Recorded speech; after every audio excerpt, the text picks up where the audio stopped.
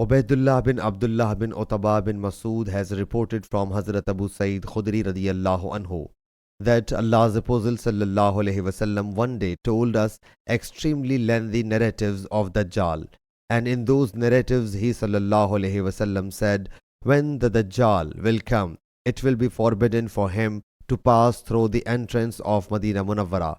He therefore will dismount at the saline land near to Medina Munawwara.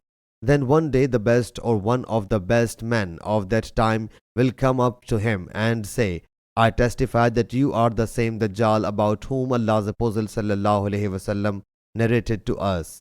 He will say, O people, will you harbor any doubt about me if I make him alive after killing him? The people will say no. He will thereupon bring that man back to life after slaying him. That man, on regaining life, will say, Today, by Allah Jalla Jalaluhu, I have got more insight about you. Dajjal will then intend to assassinate him but will not be able to overpower him. Sahih Bukhari, Hadith number 7132.